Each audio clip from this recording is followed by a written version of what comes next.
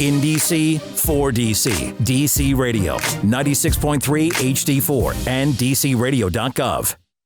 I'm Sonya Dunn. You're listening to Military Home Life Radio. We're here with our guest today, the Director of DC Mayor's Office of Veterans Affairs. That is Elliot Tommingo. How are you doing today? Very good, thank you. It's been a while since I've seen you, Elliot. Yeah. You have a spanky new title and all that since the last time I've seen you. Yeah, it's been great. I had the opportunity to take the reins as director after prior director Eli Ross, who really built the office over the last 3 years, moved over to chief of staff at DPR for DC, and was able to bring Sherrod Wade into my old position and as director of operations, and things have been great. It's been very fun, challenging, but exciting last year. Now, before we get too far into what MOVA is doing, the Mayor's Office of Veterans Affairs, can you share with us just a little bit of background about your military experience? Did you always know you wanted to be in the military? Did little Elliot say, I gotta go into the blank, blank, blank? Absolutely. So I was born and raised in Iowa, in Des Moines, Iowa. Growing up, I was involved in Boy Scouts and things like that. My father was an Eagle Scout. My grandfather was, and I was. I always had a really interest in military history and in the political history and ancient history as a whole. So I always had a kind of drive to be in the military. When I was 18, though, I was in a rock band that got signed to Branch Universal Records. So I actually was on the Warped Tour and get out of here. Did some shows with like Sum 41 I was a bass player. So I have a weird background. We had that opportunity, did that for 2.5 years. Still great friends with all the guys. We just got tired. We were called Rosefield Rivals. You can find us online really easily. Rosefield Rivals. Rosefield Rivals. Rosefield Rivals. Yep. So if you look that up, you'll find me. Okay. But then, because I knew the military wasn't going anywhere. So took a shot at that. And then when I went back to college in 2004, I then enlisted into the Marine Corps Reserves while going to school. And then got my associates and then my bachelor's at Iowa State. During that time, though, I was a reservist in the Marine Corps Infantry as an 0311. And then once I graduated, I commissioned as an officer and went active duty as a communications officer in the Marine Corps. So you kind of stayed in the realm of media, so to speak, whether it's entertainment media, so forth. You've always gravitated to some spectrum of that space. Absolutely. I enjoy putting myself out there. I enjoy taking on public-facing roles. It's a challenge. It's fun. But at the same time, I've always enjoyed being just a part of something. So whether it was a band or being in a platoon or a company, something like that. So what was your first assignment when you actually went into the military? So my first reservist assignment as an 0311 as an infantryman, I was with Echo Company, 2nd Battalion, 24th Marines, stationed out of Fort Des Moines, Iowa, drilling with them. Then when I commissioned active duty and became an 0602 communications officer, my first duty assignment was over in Okinawa, Japan. And I spent 3.5 years there. And about 2 of those years, of those 3 years, 1 year was in the Philippines and 1 year was in the Republic of Korea. So what part of South Asia did you like most? Oh, the Philippines was definitely the most. So the Philippines I was doing a lot of humanitarian work for typhoon relief, and then we were helping them with their defensive operations against Abu Sayyaf. So that was the more of the in the jungle and the weeds type, what you kind of think the military is doing. Up in Korea, we were training their ROC Marines in defensive operations and preparing the 1st Marine Air Wing for defensive operations and their Air Force as well. And then I did some humanitarian work in Japan with a tsunami in 2011. So the humanitarian work is, I think, one thing people forget about in the military. We do a lot more operations, humanitarian based, we actually do combat. So we did a lot of work with that. There's always typhoons going on down there. There's always an earthquake or some type of natural disaster that the military is usually responding to. So you moved around for, roughly 5-6 years? So, I did 3.5 years in Okinawa as my base and then spent that time all around Asia Pacific and then came back and did 3 years as an acquisitions requirements oversight officer for the Marine Corps at the Pentagon. Okay. And then in Quantico /Pentagon, I was working over all the Marine Corps software programs, ensuring that they stayed with requirements and on budget. Okay. And that was 13 to 16. 13 and 16. And are you still considered in the Guard? Yeah, so I dropped back into the Marine Corps Reserve back in 2016, and I drilled for 1 year. Once I got into the position of director here, I knew I'd be doing a lot of the weekends, so I dropped into I'm currently a major in the inactive reserves. Okay. So, how do you balance that with your as far as your 9 to 5? Is that something just you guys just do? Because I'm from an active duty standpoint, so just wondering. When I was working as Eli's deputy and assisting with PIO, and Eli was a director here at MOVA and was able to take more of the weekend, that's when I was doing the actual 1 weekend a month drilling with my Marines. Okay. And because I was not in that director role, I was able to do that and spread that time out. Once I took that director role in January of this last year, I knew that I had to go into the inactive reserve. I wouldn't be drilling anymore, just because my weekends, I usually have an event every weekend. And it's not really fair to the reservist Marines that are expecting their officers to show up if I'm not going to show up. So right. I had already done my committed contracted time of 7 years active. So when I went into the reserves as an officer, it was just because I wanted to be there. Luckily, I had no contract. So when you're at that point as officer, if you can't show up anymore, you just drop into the inactive reserve, right. And then you can come back in and start drilling again if you have time. If you stay in the IRR, the inactive reserve, for 2 years plus, then you're officially out of the Marine Corps. Oh, really? So the Marine Corps is short officers, so we really, really are trying to retain them. So they have a really good packages for us, trying to keep us around. They've invested a lot of money into training officers and their senior enlisted. But if you take 2 years off, then you officially remove yourself from the service. We're going to have to take a quick break, but when I come back, I want to talk to you in regards to any combat experience you've seen from your lens when we get back. Absolutely. All right. I'm Sonya Dunn. You're listening to Military Home Life Radio. We'll be right back right after this. All right. You're doing good. Yeah, that's good. I did radio in high school. Yes. I got to, it was fun.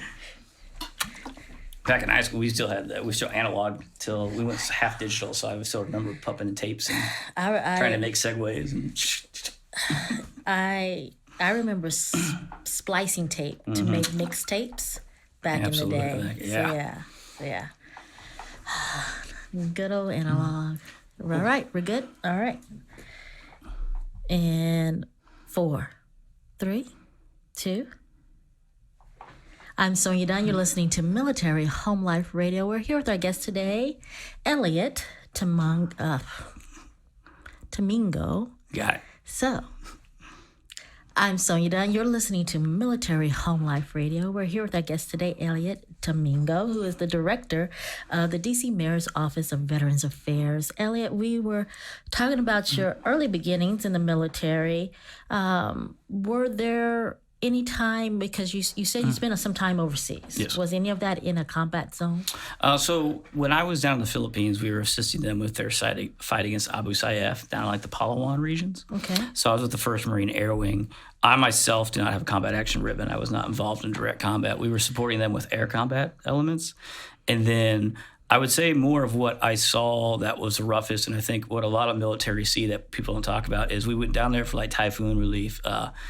And so when we're helping them out, dig out there, dig the relatives out of the mud when those typhoons come in, when you're helping dig bodies out of the mud after the tsunami and up in Sendai in Japan. So a lot of military see a lot of rough things in the humanitarian missions, even sometimes more than they do in combat, that I think is something that's not highlighted as much with the military. Yeah. And it's something that's kind of overshadowed. Yeah. And so I would say some of the most roughest days was definitely the humanitarian missions. You're up for multiple days, 3 or 4 days at a time, trying to get water out to people that haven't had it for a week. And you can see the desperation. Yeah. And there's only so much you can do. And you're working with a foreign government that may or may not care about everybody under their control.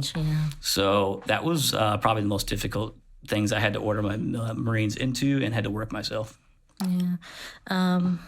I have a friend whose husband overseed the removal of the bodies as far as the Iraq War and the Afghanistan War, and it took a toll on him. And unfortunately, he's not here due to that toll that it took on him. If you want to share. Do you struggle with PTSD at all or anything? I don't think I struggle as much with it because I just wasn't. I saw it, but I wasn't hands-on constantly. Okay. As an officer, in ways you are removed from it.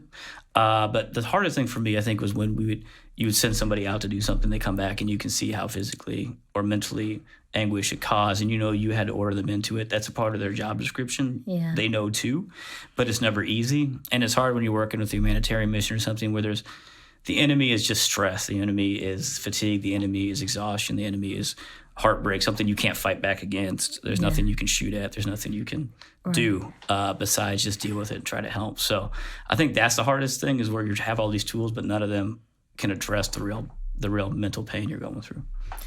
So I'm going to switch gears for a minute. You being Guards Reserve, and you're in an active duty status, is there a cultural difference in how things are done? Oh, yeah. So I was lucky. So I was, just for clarification, I was in the reserves, and then I commissioned and went active duty, full active. So I've had, and then went back to reserve as an officer. So I've had a really interesting career where I've got to see enlisted reserves, enlisted active, officer active, and then officer reserved. And there's definitely, I've been in multiple units and all those setups. Yeah. There is definitely a difference between the reservist and the active duty in just kind of how much attention they can give to it. And of course, preparing a unit on the reserve side to go deploy is going to be much more intense because they have not been able to prepare just on a regular basis. Yeah. But coming from the Marine Corps, I can only speak from the Marine Corps, as that's where I'm from. Once our reservists got the word, that they're going to go forward, they're going to deploy, they switch right into Marine mode. They train themselves up. When I was in the Philippines, we had a reserve unit that had been activated to come and help us. And they were just as locked on as my active duty Marines were. They knew what they were coming over for, and now they're a Marine in an active duty status, and they need to behave like that. And so I can't speak for the branches, but I thought the Marines do a good job of getting their reservists prepared to go active. So what was the typhoon experience your defining moment for your military service? I think the one moment when you kind of realize, I guess the defining moment of realize, oh wow, this is really happening, is when I really just came over. I had been enlisted, been a Lance Corporal on the enlisted side as reservist, and I had Marines tell me what to do. I knew what was happening, but I was not making decisions, or wasn't in that full Marine mode as a reservist too at the time. When I flew into Japan and picked up my first platoon as a lieutenant, and they handed me 65 Marines and said, okay, these are yours. Yeah. That's kind of the moment where I remember like, oh, okay, this is real. This is happening now. Yeah. And a lot of these Marines are older than me. A lot of these Marines have done a lot more than I have. Even though I was prior enlisted, a lot of them had done more experience than I had. So it was time to turn it on and step it up and shake off every excuse I could have. Yeah. And I think if you speak to any officer side or senior enlisted, when they pick up their first platoon or they're handed over 65 Marines and said, okay, these are yours, you're responsible for everything they do and don't do, it kind of hits you like a rock. But then you just get into it and realize you trust your senior enlisted advisors. They're not going to steer you wrong, and you do the best you can. So do you miss it? I miss it in the ways that I miss having, when you leave the military and you leave that structured chain of command, you leave that, okay, here's the objective, this is what we do, that's it. Yeah. It's not political. It's not, it's a merit-based system. And you're comfortable with that.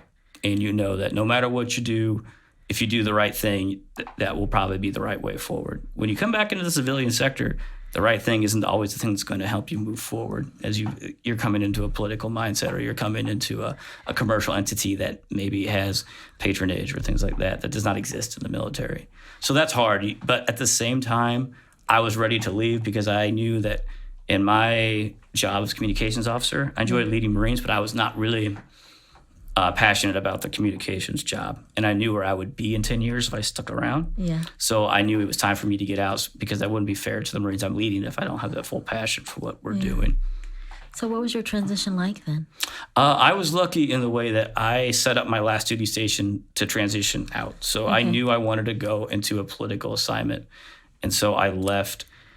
My last duty station was at the Pentagon, working acquisitions and going, assisting my generals on the Hill and working with Congress and meeting congressional members and staffers, which helped lead me to a job on the Hill.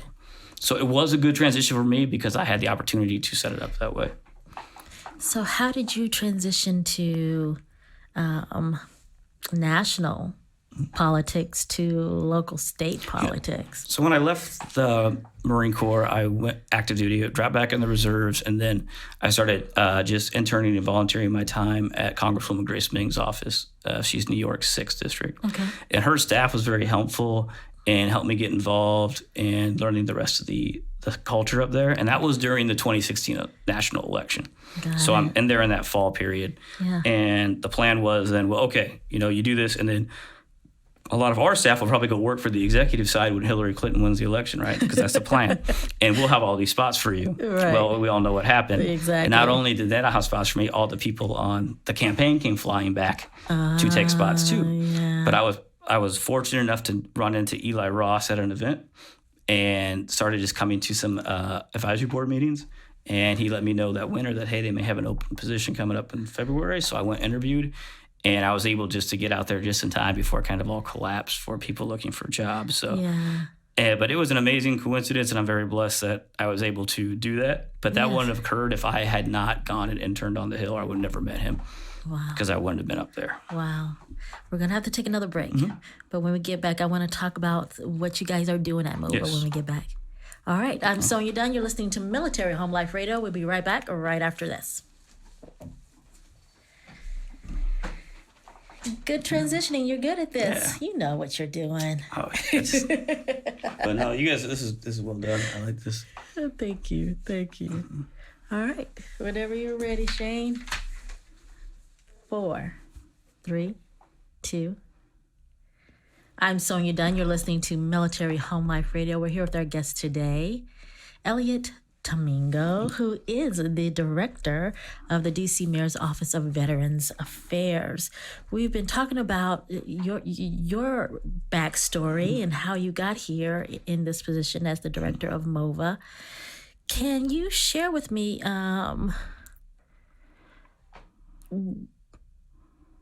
was it a big transition from just moving to operations to directing the whole thing? Mm-hmm. So I was lucky to come aboard with Eli when it was just Eli and Carol McDowney were the only two in the office, and they were really rebuilding it. And so when I joined the office in the spring of 2017, as Eli's kind of secondary for operations and acting as a deputy when required, I was able to build all these programs with him. Okay. And he really brought me in on the budget process, and he brought me in on the legislative process as we were a small office. Yes. So then as we built the office up and brought some others in, when I transitioned to directorship, I intimately knew all the programs already because I helped build them with him. Mm-hmm. I knew all the legislation we were going to put forward that year because I helped write it with him. So he was a great mentor as he let me be involved in that. He didn't keep it a secret or hide it close to chest. And I think that's a military aspect that a lot of veterans have that is lacking in the civilian sector, that having a secret is a bad thing. You shouldn't be the only one that knows something. Exactly. If you know something, everybody else should know it. Nobody's trying to take your job. You should encourage people to step up in your position when you move forward. It's not a bad thing to mentor people. Yeah. And so Eli was wonderful about that, and he really built the office up great. And then when he handed me over the reins, I had been involved in everything I've been doing, and it made it a very easy transition. So I was very lucky in that way. I did not come in with cold feet. Yeah, I think that's the culture of all the branches, because you're only there for a short period of time. So it's about leaving something that someone can just pick up right behind you. Yep. But yeah. So we had joked about, he was coming up on his 3-year mark, and we're like, well, just like the military, it's probably about time. And of course it was like right after the election, It's like, oh, you're going to go here. It's like, oh, we kind of expected this to happen. Yeah. So we were ready. So what's been going on over at MOVA since you took over? The biggest thing that I would say, so MOVA used to be set up in programs and outreach, and we were focused on transport programs like Vets Rides and Capital Bike Share, and then outreach with our newsletter and letting people know about all of the other VSOs and organizations doing things in the city. Yes. When Eli left in this last January, the greatest thing I think he accomplished, which was amazing, is he ensured that we got authorized to do services. So now we have a district veteran service officer. And for the first time in DC's history, we have an accredited officer in our office that you can come in and do claims for. We track it in VBMS. Wow. We can do it in real time. We can assist with your claims. So our claims officer, Robert Pearson, who was hired last October, he's been with us for a year now. He's done over $450,000 in claims, 350 claims total. Yeah. And it changed all those lives and ensured that their disability ratings went up.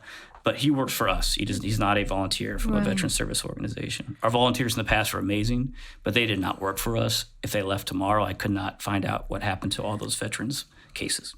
Now he works for us, and he's doing amazing work. And so now we kind of have the three pillars. We have programs, outreach, and now services. Yeah. So how are you guys thinking of long search research and tracking of what you guys are doing to see how the impact is? Absolutely. So now that we have access to VBMS, the Veterans Benefit Management System, we can track all of these claims in real time, and especially when we have the retroactive payments, where we recently had a retroactive payment of $25,000 that's going to hit probably in the next week.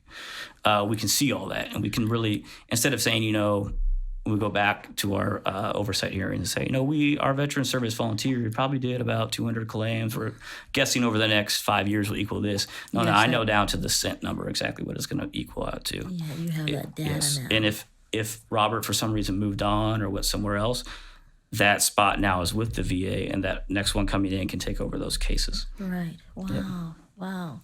And I think Eli shared with me one time that you guys are one of the few states, if not only state, that does that, correct? Oh, no. So we were one of the few states that did not do that. Yeah, because most state VAs, almost every state level VA has claims officers. Okay. We were one of the few that were not doing it. Okay. But now and so the big thing with all the statehood activities recently, in the past, we were fighting for statehood. Veterans was our core argument. In the past, we would have to go up to, Congress and say we want statehood. Oh, but by the way, we don't do what states do for their veterans. Now that is not the narrative anymore. Now we were able to go up and say we're acting like a state for our veterans now. We demand statehood. But now we have the data and the capability to back it up. So what are some of the other things you guys have been doing this year? So big things. We had the Vets Rights Program over the last year. That was a program that provided any veteran making under $30,000 free taxi cab service to medical, employment, or education. And we did 5,900 taxi cab rides for that. And that will relaunch again this coming Friday, November 8th for FY20. Okay. And we've partnered with VIA on that as a voucher system. And then we have Capital Bike Share. So any veteran, a DC veteran, come into our office and sign up for a free Cap Bike Share for membership for a year. So we signed up 410 veterans for that over the last year. And then we do a lot with vocational rehab and legal clinics. So we hosted 20 vocational rehab sessions for any veteran that cannot use the VA's Voc Rehab.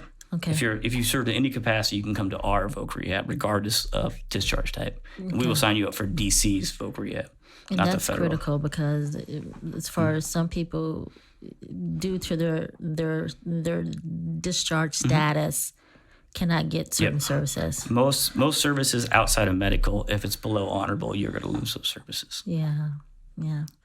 So how many veterans do you think you guys service in a year? So I can tell you right now, with this last year, when we put everything together, we provided either direct services, being our district service officer, either our small business workshops, veteran roundtables, clinics, or rehab. We serviced 3,036 DC veterans over the last year in some capacity. So it's been growing a lot, and that's just from Eli providing us a great foundation over the last 3 years, set us up, and then we have a great staff now of 5 that can work full-time for DC veterans and get these done. But we aren't able to do hardly anything without our partners. So DSLBD being our partner for small business. Yes. DDS being our vocational rehab partner. Working with the VFW is our accrediting source for our veteran service officer. 36,000. You said 36. Oh, 3,036. Okay, 3,036, 3,600. Okay. Yes. That's a lot of people. Yeah, we got 30,000 veterans in the city, so. Okay, so we're going to have to take another break. But I want to give you time when we get back, because we're also running out of time, unfortunately, to share about what's going on in 2020. Absolutely. With MOVA when we get back. I'm Sonya Dunn. You're listening to Military Home Life Radio, and we'll be right back right after this. Excellent. Yeah, I'll talk about the upcoming Veteran Weeks events here. Okay. In like our programs. Yeah. So I got them right here. Because I know you want to talk about that. Sherrod has like 3 small business events coming up this week. Is it just this week and next week? Or is it So just I'll this talk week? about the 4 major events we have, and then I'll Okay. talk about our programs for 2020. Perfect. So Yeah. I'll start with what's left for 2019. How about that? Okay, perfect. Yeah. And then we roll into 2020. 2020, excellent. Okay. All right.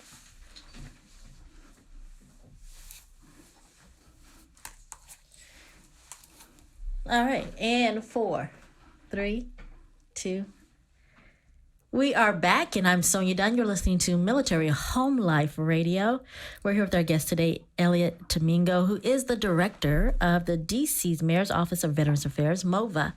Elliot, we were talking about services and programs that you have, but are there any upcoming events left for 2019 that you guys are focused on? Absolutely. As you know, we're rolling into Veterans, what I call Veterans Month, Veterans Weeks. Right.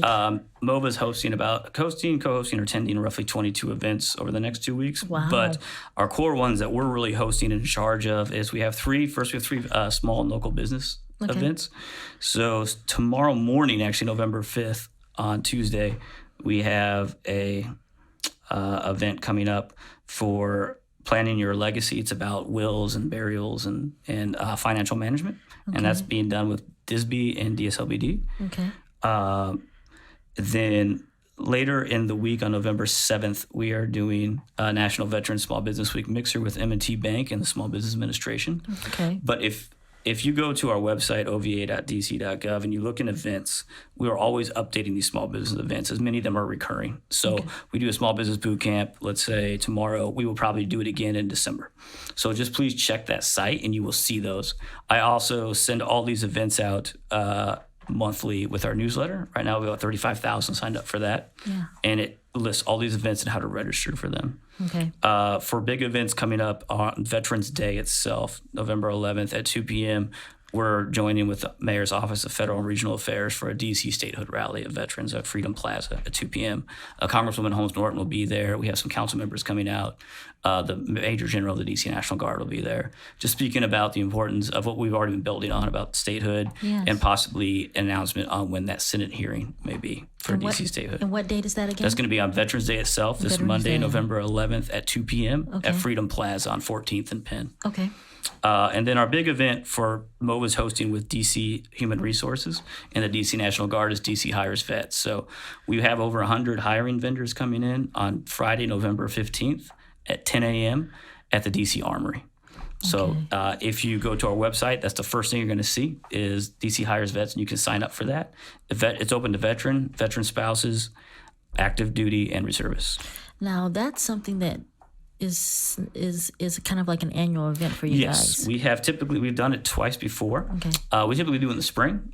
This year we wanted to gear it towards Veterans Day.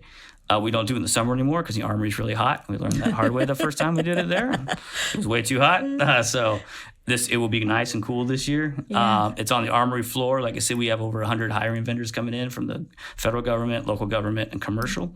We also have a resource village of 20 different organizations like the VA itself, the DC VA Med Center, some of the local colleges and their veteran organizations. And then we'll be doing interviews on the spot, and some of these organizations are going to be offering jobs on the spot. Wow. So please sign up. If you just go to ova.dc.gov, the first thing you're going to see is DC Hires Vets, and you can register. Okay. Or you can just show up at 10 a.m. and bring some veteran status proof. Okay. Very good. Very good. So those are the remaining events that you guys have for 2019, correct? Correct. So give me the lowdown on what's expected in 2020. Yes. So 2020, when we go through our 3 pillars, so with services, so we have services, programs, and outreach. So services is that district veteran service officer. So he's always going to be there. He does 2 appointments a day. You can call our office, 202-724-5454, and we'll book you an appointment with him. Okay. Is that because the process is so cumbersome? Yes. You want to just take your time with it? Yeah, we book him twice a day because each one takes about an hour and a half, and then he has to do follow-on actions after that interview. Okay. We're booked about 3 to 4 weeks out for him. It's a high-demand position. We're hoping to request some more veteran service officers for the coming budget to expand that program, but it has definitely proven its worth. Like I said, he's done over 450,000 in claims this year alone. That's amazing. So that's a great service, and that will be available. Then when it comes to programs, we'll have Vets Rise that rolls out this year, starting November 8th. So you can sign up for the Vets Rise program if you're a veteran making under $30,000. This year we're using VIA, so it'll be a voucher system with VIA. So what's VIA? For those who might not know what VIA is. It's a car sharing program. A car sharing transport company, just like Uber or Lyft. Okay. But they're focused more on car share. So if you were doing a voucher system, so if you and 2 other veterans wanted to use it and you all were signed up for it, only one would have to use their voucher in the car to get so it's really geared to maybe getting those transitional home veterans to the DCVA Med Center. Got it. And then they could share their vouchers together, things like that. We know where those high demand areas are. Yeah. And so really trying to assist with that. It's also going to include housing appointments this year. So to get you over to DCHA or to see a house if you're trying to get a HUD-VASH voucher. Okay. And then we also have our small business. I would say our small business programs run by our Director of Operations, Sherrod Wade. He always has either a small business financial boot camp with DSLBD going monthly, or something with M&T Bank or one of our major veteran lenders. So if you go to our website, you will always see those events coming up, and we push those out via newsletter, and we'll continue our small business approach. And then, of course, we have at the end of every month, we're doing PT now. So if you can join us at the end of every month. PT? Yeah, we're working with DPR with Eli's crew over there. Yeah. We just did one recently on October 28th in Anacostia Park, PT in the park. So just get veterans out again. We have we've partnered with some companies that you'll see in those listings for PT in the park that will just good way to get veterans together. Yes. And just get them to know their community. So we're doing that. And at the last Thursday of every month, we do a Veterans Roundtable at MOVA. Okay. And that's a way for us to really see if our programs are working. I learned very quickly as an officer, you need to get the sergeant's word on the ground. Because they'll tell, if you just go out there, people tell you it's great. Yeah. But you need to hear from the veterans themselves. So we do those roundtables the last Thursday of every month in our office. And you can see all that online and sign up for it. And just come and tell us if programs are working or not. Now, I know that you guys have a Veterans Roundtable and a Caregivers Roundtable or a Women's Roundtable. Yeah, so we have our Roundtable series. We do them the last Thursday of every month. And what we're gearing towards this year, too, is probably once a quarter, that roundtable that is usually open forum will be focused, and it may be LGBTQ. And then maybe the next quarter will be focused on women veterans or caregivers. Okay. So we try to keep it open forum, and we always bring in special guests to these roundtables. But if we have LGBTQ, maybe we bring in a specific OutServe to come and speak on that topic right there. And then finally, we always do legal clinics every year, especially our DD-214 upgrade clinics. So that's been very popular. We've screened over the last 2 years, we've held 9 of those clinics, screened over 400 veterans. Many of them have cases now up at the Pentagon for DD-214 upgrade. We work with the National Veterans Legal Services Program, and we work with the Veterans Consortium. And they bring in lawyers who volunteer their time to take cases up to the Pentagon to see if that DD-214 can be upgraded. Wow.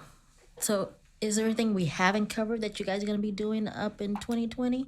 We will also continue to keep our transport programs going. I already talked about Vets Rides, but Cat Bike Share will continue.